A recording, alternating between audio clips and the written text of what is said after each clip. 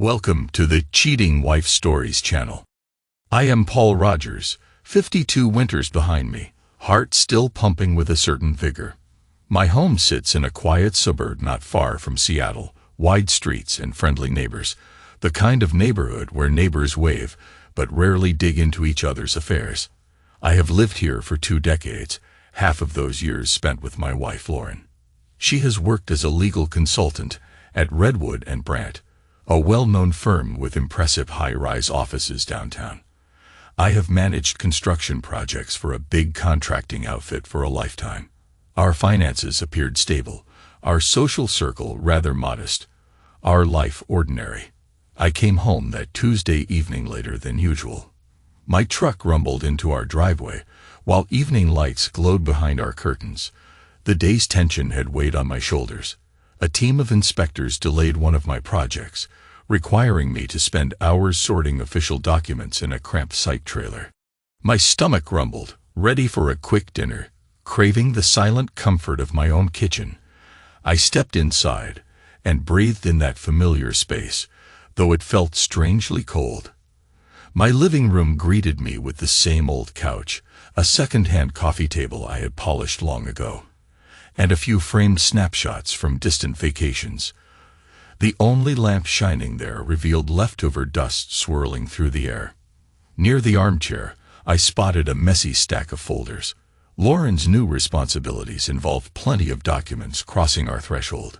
She never left them scattered. That small detail stirred a hint of unease deep inside me. "Lauren."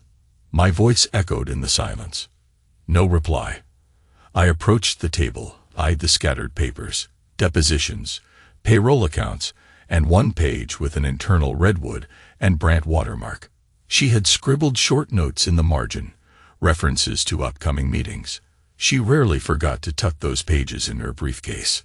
Perhaps she hurried out this morning, possibly overslept, rushed out the door. I wandered toward our kitchen, uncertain if I would find a single crumb of dinner. The cabinets loomed in shadows, quiet in their steady presence. My daily routine involved yanking off these heavy boots, dropping my jacket, grabbing a beer. So I did. The beer tasted bitter on my tongue, or maybe it was my own mood that soured it. As I finished my drink, my phone vibrated in my pocket. A text from Vince, a longtime friend who dabbles in private investigations. We once crossed paths on a complicated construction case, forging an unlikely bond. "Paul, something weird surfaced. Read his message. Might matter to you. Redwood & Brandt scandal." My chest tightened. Redwood & Brandt scandal. My wife's office. I had no illusions about big law firms. They have skeletons in the closet. Lawsuits, harassment claims, financial misdeeds. But something about Vince's tone suggested something personal. I fired a quick response. "Call me." Within minutes, his voice crackled through the phone. "Paul, I stumbled on a short video," he said, choosing his words with caution. "Came from an internal security feed at Redwood & Brandt. A friend on their 18 flagged it." I recognized Lauren. She seemed not alone in that conference room. I steadied my breathing, even as my pulse jumped. "Who was with her?" He paused, exhaling. "A coworker, from what I can gather.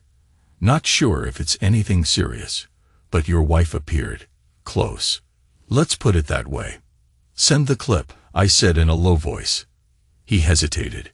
"You sure? It's not random gossip. This can hurt you." "Do it." He hung up. I sensed my heart pounding faster than usual. Something about the situation triggered an old instinct in me, an alertness from days spent facing bigger threats. I sank onto the worn couch, beer can trembling in my grip. My gaze roamed around the living room, landing on the framed wedding photo perched on our mantel. That memory had once filled me with pride. Lauren's bright eyes, my confident grin. 18 years ago, we believed in eternity. I heard a soft chime on my phone. Vince had delivered the file. My thumb hovered over the screen for a moment. An uneasy breath rasped through my chest. Then I opened it. A grainy image showed Redwood & Brandt's empty conference room. The date stamp pointed to last Thursday, 10:17 p.m. Dim overhead lights flickered. A wide table stood in the center with chairs pushed aside. Lauren stepped into frame, followed by a tall silhouette in a crisp suit. My eyes narrowed. That shape belonged to Brian Ortiz, a junior partner I encountered once at the firm's holiday party. He had a strong handshake, a grin that felt too broad. The video had no sound, but their behavior spoke volumes. She placed a stack of folders on the table, presumably discussing something. Ortiz leaned in, touched her shoulder. She didn't retreat. I watched him circle behind her, press his mouth on her neck. She hesitated, half-heartedly turned, though not with any sign of outrage. After a second, she faced him and parted her lips. They merged in a kiss that deepened with alarming speed. Her hand slid along his jacket lapels, tugging him closer. He responded by lifting her, setting her on the table. In that moment, my entire body tensed. I almost dropped the phone. My throat burned, and a strange chill spread from my chest to my gut. I allowed the video to continue. After a heated exchange of caresses, they paused, possibly discussing something. Then they continued, her blouse parted, his tie loosened. The footage cut off at a crucial point, but the implication was obvious. They had done more than flirt. I stared at the blank screen, mind blank. The video hammered a single truth into me. Lauren had crossed a line, possibly more than once. The content unsettled me. My wife, the woman I trusted, the mother of my grown daughter who had moved out a year ago. 18 years of loyalty, dissolving in under 3 minutes of low-resolution footage. Darkness swirled in my thoughts. My jaw clenched so tight it hurt. I stood, phone in hand, uncertain how I would confront her. That messy stack of documents near the armchair teased me. Redwood and Brandt letterhead on many pages, deadlines scrawled across them. She must have known what she was doing. Why risk everything for that worthless partner who chased skirts around the office? Fury ignited inside me. My phone buzzed again.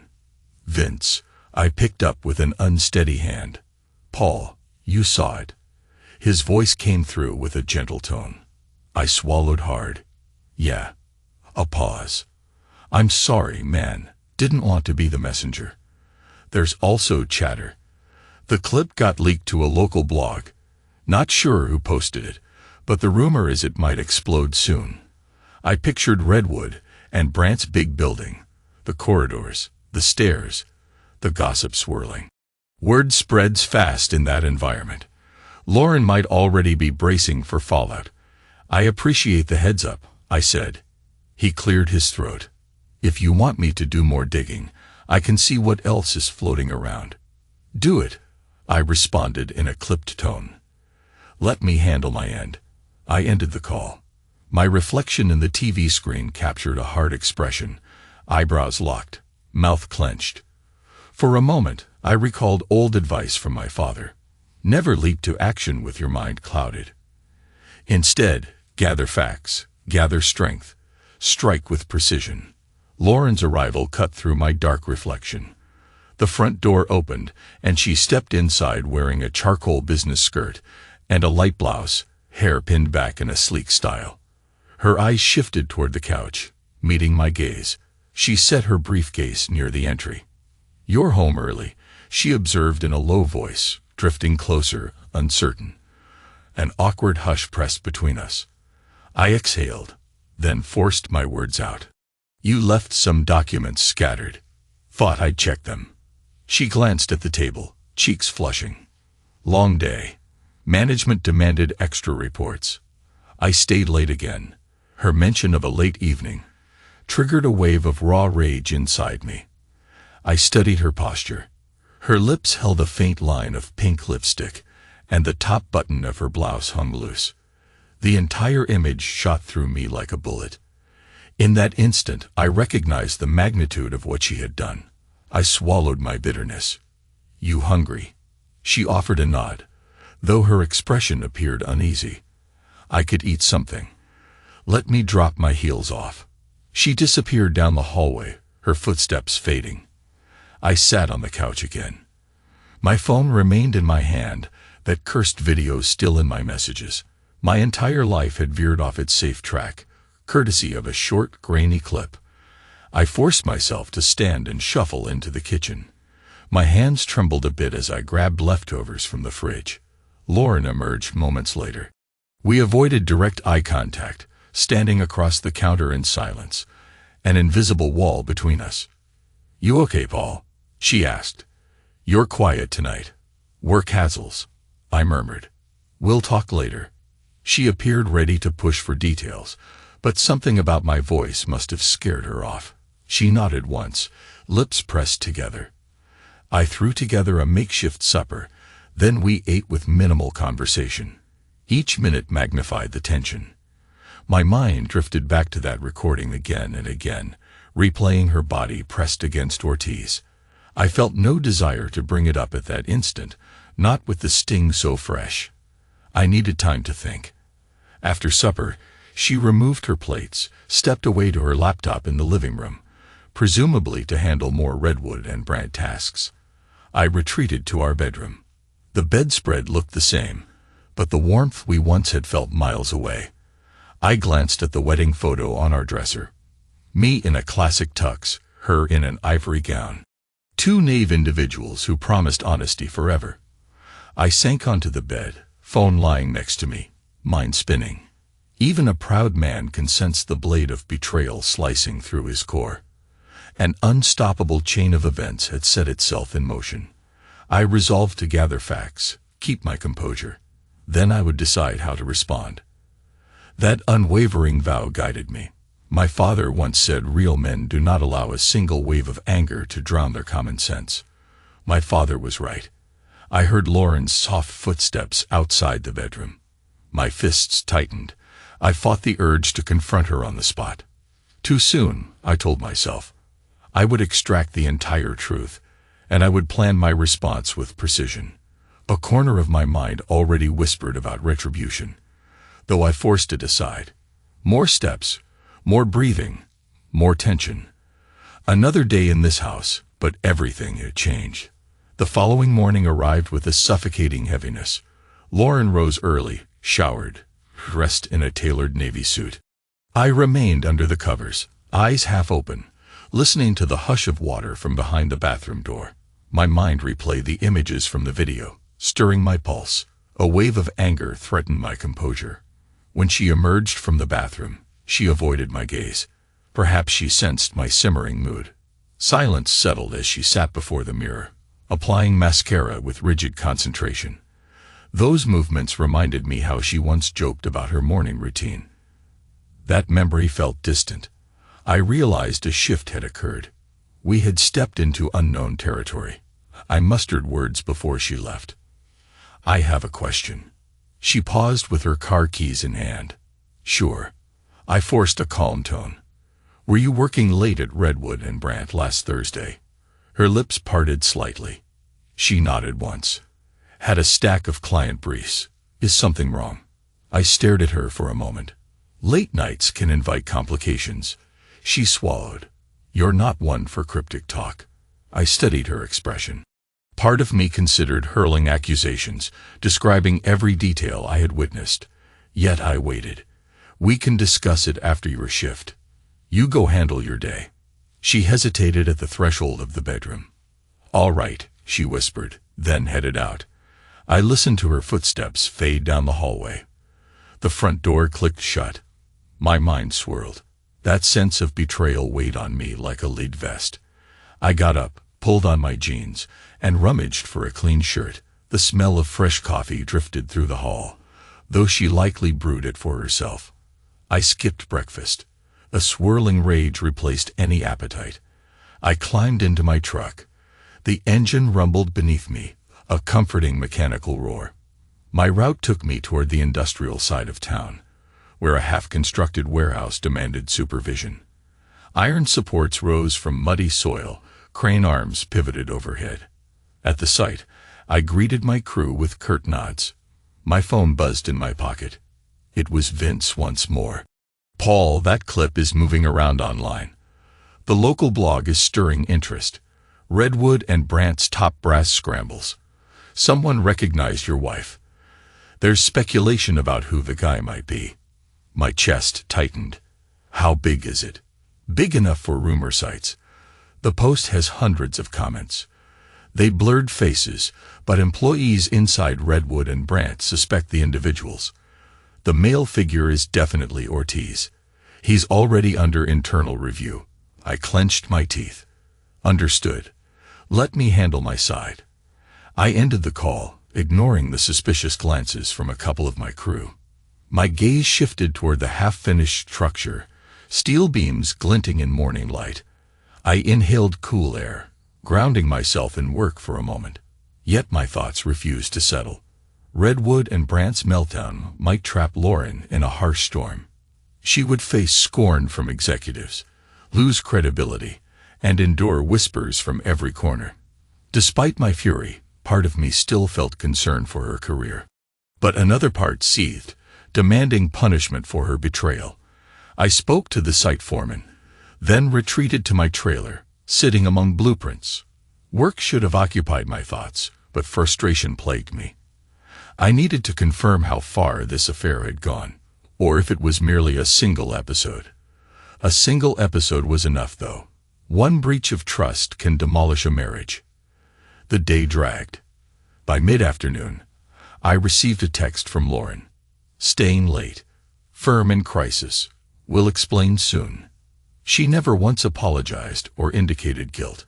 She sounded panicked over the meltdown, not over the hurt she had inflicted. I typed out a lengthy reply, accusing her, but eventually deleted it. No, I needed to confront her in person. The second half of my workday blurred, overshadowed by the storm raging inside my head. My patience wore thin. Everyone on site noticed my short temper. By 6 o'clock, I departed, ignoring some undone tasks. My truck roared onto the highway, heading straight home. I parked in our driveway, scanning the quiet street with a surge of bitterness. I stepped inside the house, flipping on a few lights. A half-hour passed. No sign of Lauren. 7 turned into 8, no messages. Her usual habit of texting updates had vanished. Possibly she felt cornered at Redwood and Brant, forced to keep a low profile. Frustration gnawed at me. By 9, I tossed aside any hope for a calm talk that evening. I rummaged in the fridge for leftover pasta, not because I felt hungry, but to fill the emptiness. A thick tension pressed on my shoulders. Around 10, the doorknob rattled. Lauren entered, hair disheveled, eyes ringed with exhaustion. She removed her heels without a word. We locked eyes from across the living room, though neither of us spoke at once. Finally, I broke the standoff.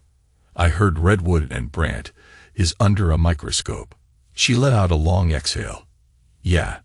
Anonymous blogger leaked a security video.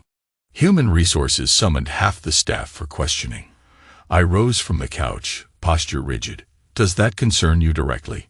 Her gaze flickered, guilt swirling in her eyes. I am part of the chaos. They want me to help with damage control. I took a step toward her. Damage control. My voice tightened. She trembled, fingers curling over the strap of her purse. I saw the clip. Someone showed me at the office. A coworker recognized me.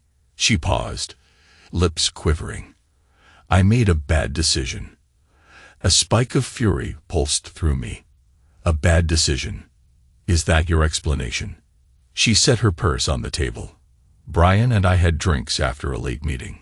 Work stress, deadlines. Everything piled up. He made a pass.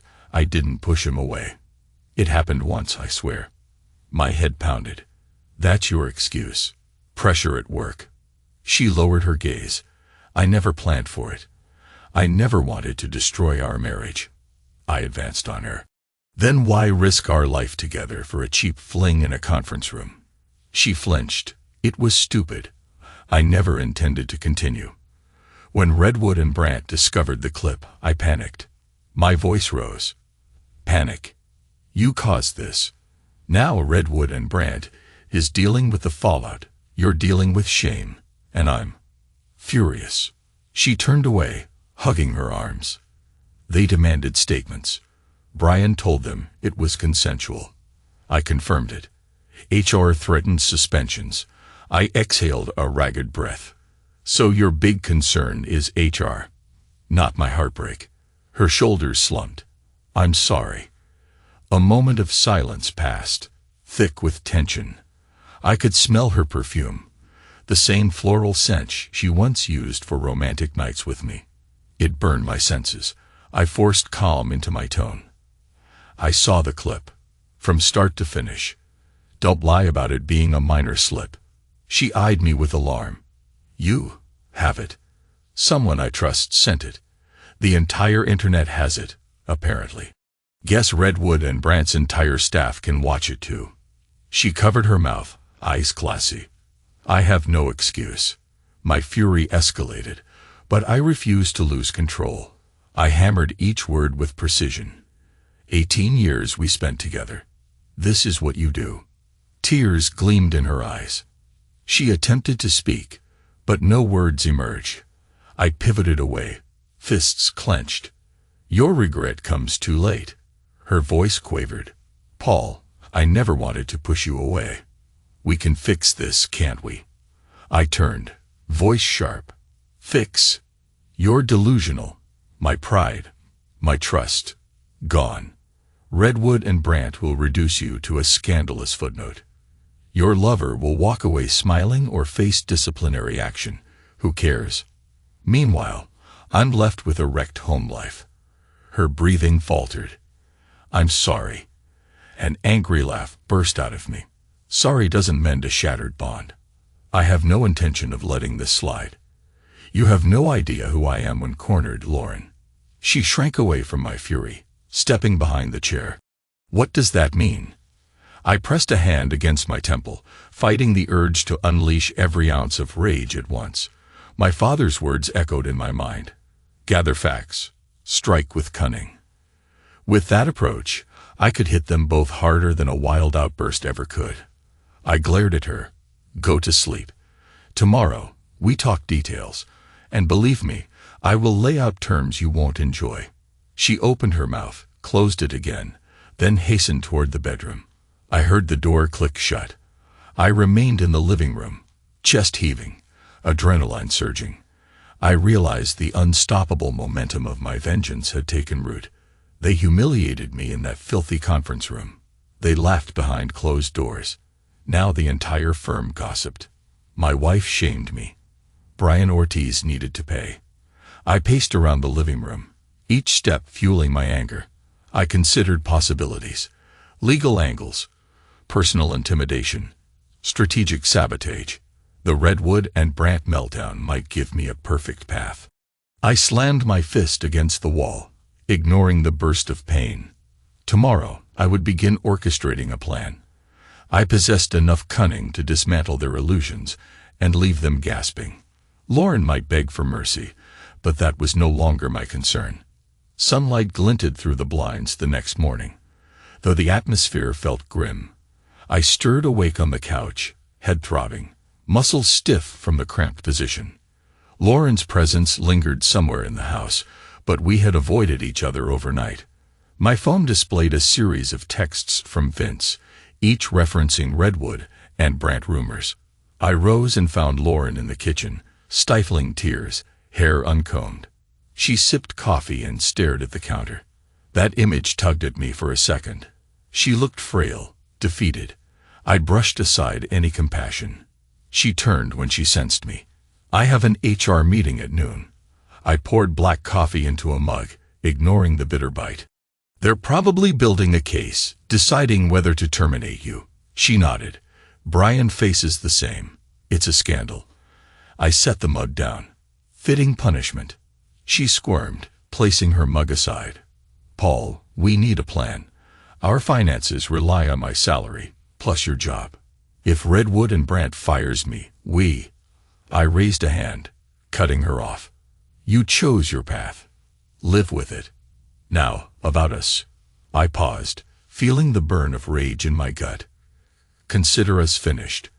I aim to proceed with divorce. She swallowed. Divorce? I sneered. What did you expect? A weekend seminar to patch things up. Her eyes glistened, but I refused to relent. I'll handle the legal details. Redwood and Brant, ironically, has plenty of attorneys who can direct you. But guess what? I won't settle for an amicable arrangement. I'll make you pay. She wrapped her arms around herself, voice trembling. We shared nearly 2 decades. That has to matter. I leaned forward, voice low. You threw it away the moment you locked lips with that snake. Don't lecture me on significance. A long silence stretched between us. I finished my coffee, slammed the mug in the sink. Enjoy your HR meeting. I strode out of the kitchen, not caring whether she spoke again. My phone rang as I reached the driveway. Vince, I answered with a grunt. He sounded uneasy. Paul, Redwood and Brant's senior executives scheduled a public statement. The blog pulled the clip, but it already spread across various platforms. I opened the driver's door. Lauren has an HR hearing. Ortiz too, apparently. Vince exhaled. Word is, the firm wants to avoid lawsuits by disciplining both employees. Not sure about formal charges. They might hush it up. But it's messy. I fired up the engine. Messy works in my favor. Let them squirm. He paused. You plan to do anything drastic? I tightened my grip on the steering wheel. I plan to dismantle Ortiz and ruin Lauren's illusions. I will not be a fool in front of the entire city. Vince murmured, Don't get yourself in trouble, Paul. I ended the call without another word. My father once taught me how to gather intel. That skill might prove invaluable now. I drove to my job site. The steady hum of forklift motors droned across the yard as I met with my second-in-command, Todd. He had a thick beard and rough hands, loyal and discreet. He eyed me with concern. You look tense, he said. I shrugged. Got issues at home. He didn't pry further, which I respected. We walked the perimeter of the construction zone, checking progress. Steel beams rose from fresh concrete, walls half-framed. Men hammered away at wooden forms. My mind wandered from actual tasks. The thought of revenge fueled me, overshadowing everyday duties.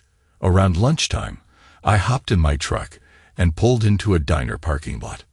Inside, I prodded a plate of scrambled eggs while scanning local news on my phone. Redwood and Brant's meltdown had triggered online rumors.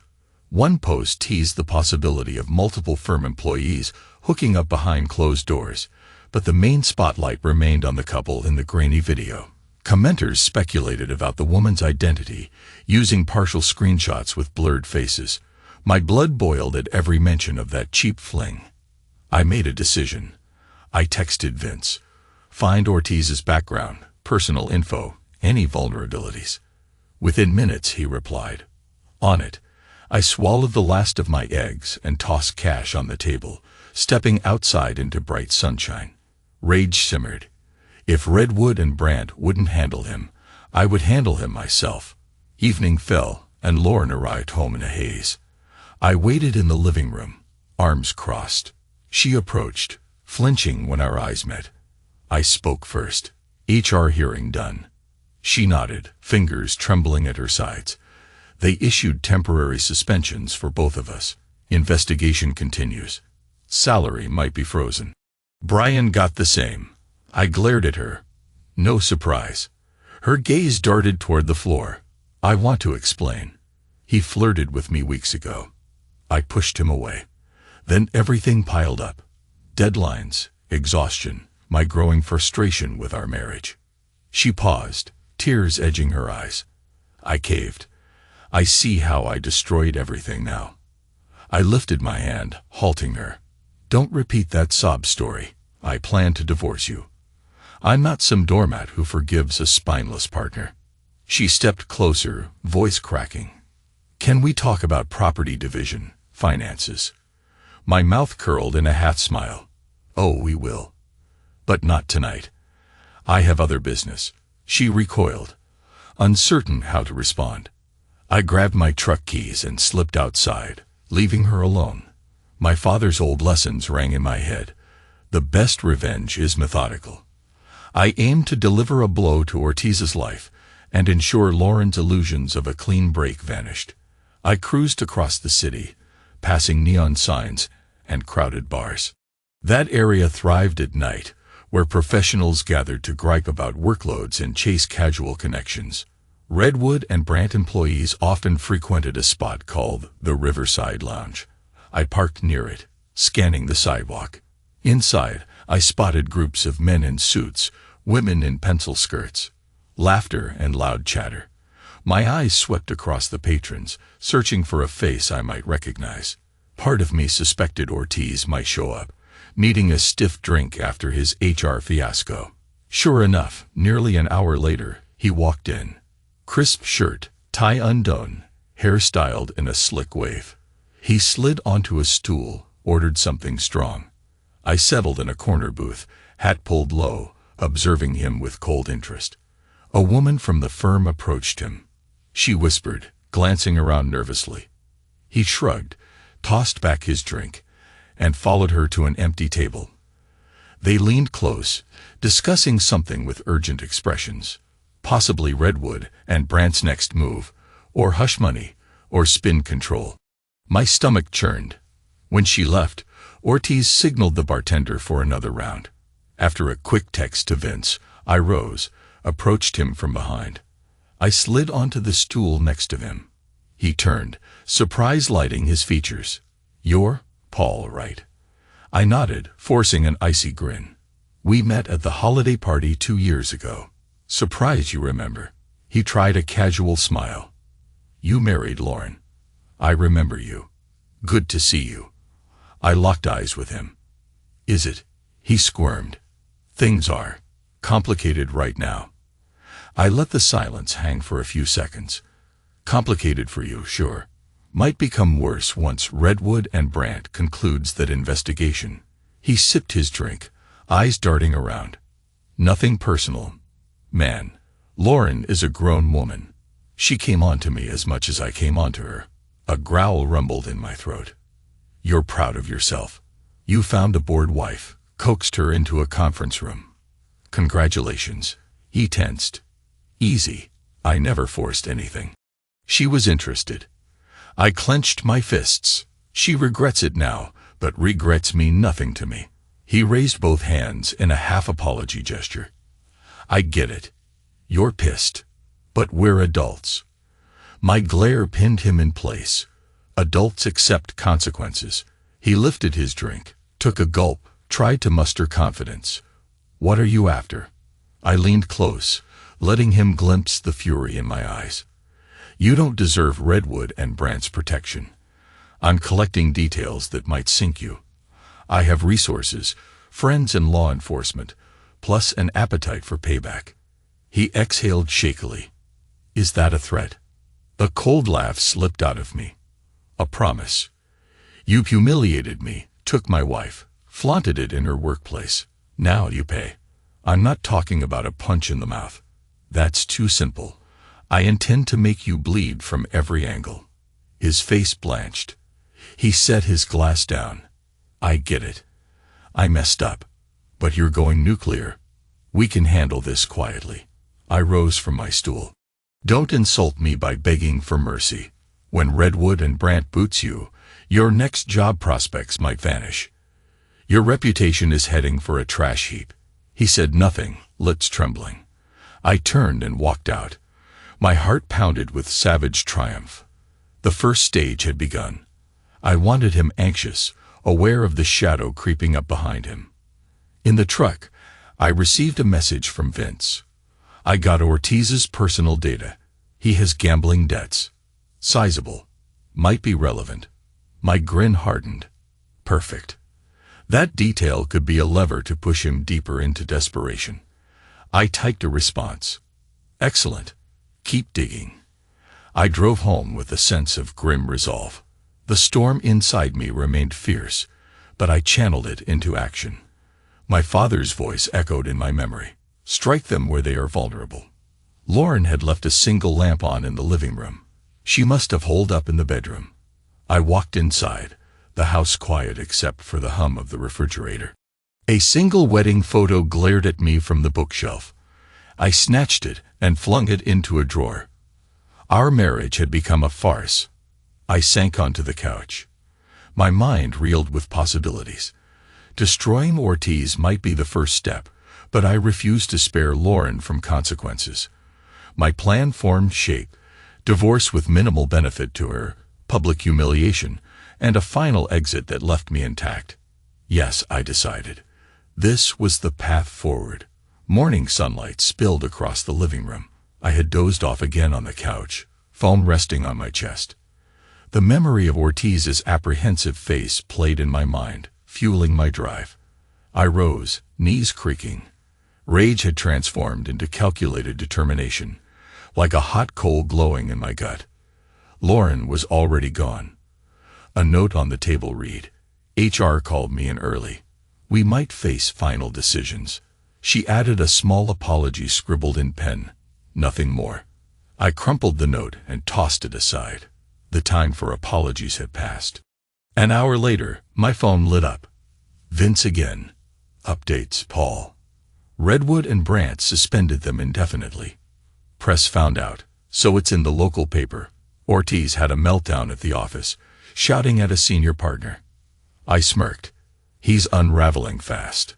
Vince hesitated. And Lauren. She's apparently in trouble too. Some employees are lobbying for her termination. Morale meltdown. Lost trust. Not sure how it will end. I exhaled, heading out the door.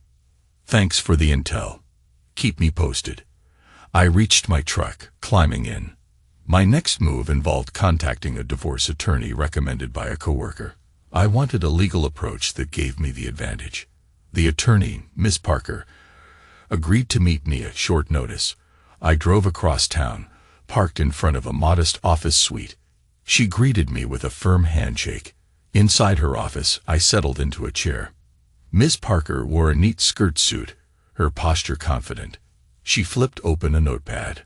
Paul, your message indicated you want to file for divorce promptly, citing adultery.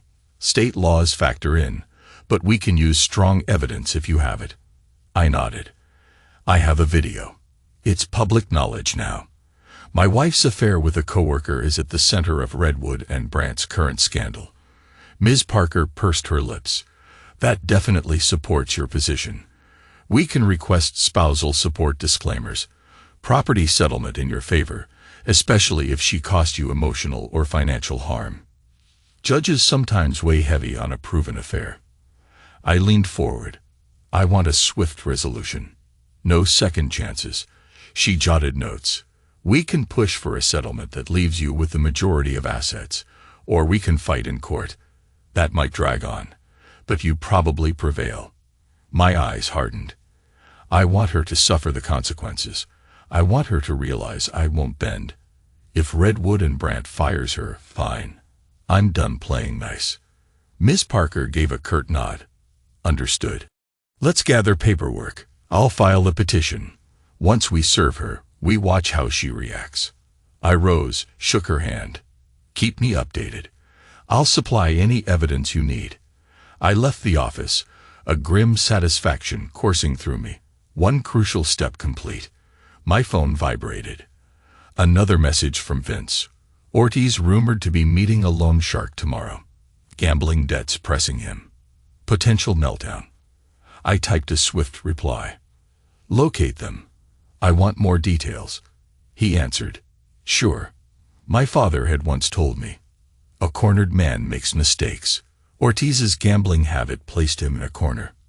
Perfect. I spent the afternoon coordinating a final wave of documentation on my construction site, though my mind never strayed far from my personal vendetta. The sun dipped behind tall buildings as I called it a day. At home, Lauren's car was absent. Possibly she lingered at Redwood and Brant, or she refused to face me. Fine. I welcomed her avoidance, since I planned to deliver divorce papers soon. Late that night, she trudged inside. Eyes red, shoulders sagging. She hovered near the doorway, voice shaky. I lost my position. Official termination. Ortiz got the same. I stared at her, arms crossed. Congratulations. You destroyed your career and our marriage in one swipe. She collapsed onto a chair. They gave me severance, but it's small. I might struggle to find new work soon. I approached, looming over her. Actions have consequences. You betrayed me, and Redwood and Brant kicked you out. Maybe you can reflect on your choices now. She pressed her hands against her temples. I can't stand this. I've tried to apologize. You refuse to hear me. I barked a harsh laugh. Apologies mean nothing. My lawyer will contact you with divorce papers soon. She gasped, eyes wide with anguish. So it's final. I leaned in. Yes, and I intend to crush any sympathy you hope for in court. She looked as though she might argue, but words failed her. She bolted to the bedroom, slamming the door. I paced the living room, fists clenched. The final confrontation was nearing, and I felt no pity. A day later, Vince signaled me. Ortiz is meeting someone behind a casino on 5th Street. I can snap photos if you want. I thought for a second, then typed, yes. Document everything. That evening, my phone lit up with images. Ortiz exchanging an envelope with a heavy-set guy in a cheap suit, tense expressions, anxious postures. A perfect blackmail scenario in the making. I grinned. If Redwood and Brant had not already blacklisted him, these photos would drive another nail into his coffin. I paid Vince for his troubles and decided to finalize my next move. Lauren deserved no courtesy, and Ortiz deserved a personal taste of my wrath. I drove to that same casino area, parked in a shadowy spot. My father had taught me patience, so I waited until I spotted Ortiz stepping outside. He paced near a side exit, phone glued to his ear, raking his hand through his hair, possibly discussing his next loan or his meltdown with Redwood and Brant. Without hesitation, I approached him, staying out of the streetlight's glow. He noticed me at the last moment and froze. Paul. I studied him with a predator's gaze. Your little side deal's going well. He backed up a step, swallowing. None of your concern. I took another step, fists clenched.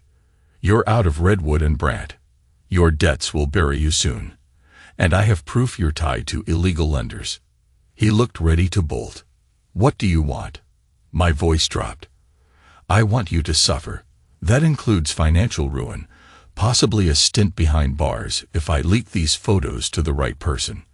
Or maybe I share them with bigger sharks who want their money back. He shook his head, panic twisting his features. Come on, man. Don't do this. I didn't mean to wreck your life. A grim smirk curled my lips. Yes, you did. You saw a married woman. You took her on a table. Now your world collapses. He glanced around, desperation flickering in his eyes. I can pay you to keep quiet. Name your price. That triggered a harsh laugh. I'm not after a bribe. I want you choking on the consequences. He breathed faster, chest rising and falling. Why not punch me? That's more straightforward. I stepped closer, my breath scorching the air between us. My father taught me real payback involves strategy. Bruises heal. A destroyed future doesn't. He swallowed hard. Please. I stood there, silent for a moment, letting him tremble. Then I turned away with a low snarl. Live your miserable life. I'll be watching from afar. I heard him exhale in shaky relief, but I twisted around and slammed my fist across his jaw. He staggered, dropping to one knee, groaning. I hovered over him, adrenaline coursing. That's a small taste of what I can do. Then I walked off, leaving him on the damp pavement. My fists shook from the impact, rage swirling in my gut. Perhaps I stooped low with that punch, but it felt like a final punctuation mark. I returned home, where I found Lauren in the living room, face pale. She noticed the bruise on my knuckles. Her lips parted in shock. What happened? I swept past her, ignoring her question. Check your email tomorrow. My lawyer will send the divorce petition. She scrambled to her feet, eyes pleading. Paul, let's talk. We shared so much. My mistake was. I whirled on her, nostrils flaring. A mistake is forgetting a birthday. You shredded my pride and loyalty. I have no compassion left. Her voice cracked. But we have children, grandchildren in the future. I cut her off with a glare. That future died when you crawled onto that conference table. She buried her face in her hands, sobbing. I turned away, heading to the spare bedroom, slamming the door behind me. My heart pounded with savage triumph and lingering grief. The marriage had ended in an explosion of betrayal and vengeance. My phone chimed. Miss Parker again. Papers drafted. Ready to file. I texted back. File them immediately. Somewhere in my chest, a dull ache pulsed. 18 years ended in a hail of shattered trust. No going back. My father's words drifted through my head. A man who stands by his principles will always have a path forward, even if it's paved with scorched earth. I heard the bedroom door creak sometime around dawn. Lauren's footsteps shuffled through the hallway, stopping near my makeshift sleeping area. She must have hovered there, unsure whether to speak. After a moment, the footsteps retreated. I stared at the ceiling, arms folded behind my head. A swirl of conflicting emotions pounded through me. Anger, betrayal, hunger for retribution, and a faint sadness. But I chose my path. By 8 in the morning, Miss Parker messaged me. Divorce petition is filed. She will receive formal notification soon. Please gather financial statements. I nodded to myself, texting back a simple acknowledgement. I stepped into the kitchen, grabbed water. Lauren leaned against the counter, wearing an old t-shirt and sweatpants, hair unkempt, eyes hollow. Her entire demeanor screamed despair. I spoke first. My attorney began the process. Prepare for paperwork. She lifted her head, tears brimming. Paul, I never expected it to end this way. 18 years. My mouth settled into a grim line. You made a choice. Consequences followed. She advanced a step, voice small. I want a chance to explain how I drifted from you. My job, stress, your distance, everything combined. I was lonely, and Ortiz flattered me. One foolish night, I cut her off with a raised hand. Stop. That is worthless. Our vows meant we tackled obstacles side by side. You decided to crawl into his arms. Her shoulders shook. I'm not blaming you. But I slammed my fist on the table, rattling it. No more words. I refuse to live with betrayal. Once the divorce finalizes, we settle finances, the house, and we part ways. She sagged against the counter, sobbing softly. No pity rose in me. She destroyed that part of my heart. A few days passed, the tension inside the house thick enough to taste. I spent my nights on the couch or in the spare room, gathering documents, receiving calls from Miss Parker. She guided me through each step, confident we would secure a favorable settlement. Redwood and Brandt's scandal continued to spread in local papers, overshadowing everything else. One afternoon, I visited the bank to confirm joint accounts and begin the process of splitting assets.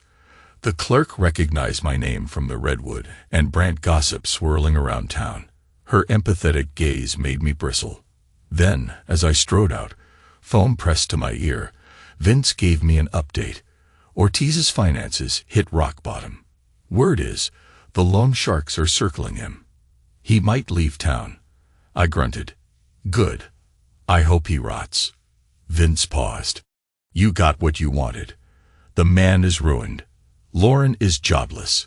You're about to finalize a divorce. Are you satisfied? I paused in the parking lot, scanning the horizon. Satisfied might be the wrong word, but they paid. He sighed. I understand. Take care. I climbed into my truck, drumming my fingers on the steering wheel. A swirl of uneasy thoughts passed through my mind. Revenge delivered a certain sense of closure, but the entire process left me hollow. That evening, I stepped inside my house, noticing Lauren's suitcase near the door. She stood close by, tears dried on her cheeks. I'll stay with my cousin for a while. This place belongs to you, and I can't bear this tension anymore. I folded my arms. Fine. I'll have my attorney contact you regarding the final hearing. After that, you're free." Her voice rasped. No words can fix this. I betrayed a good man. I watched her, silent, adrenaline drumming in my veins. She seemed on the verge of fainting. She hoisted her suitcase, crossing the threshold. At the doorway, she paused, gazing at me over her shoulder. Her lips trembled with words unspoken, then she slipped out.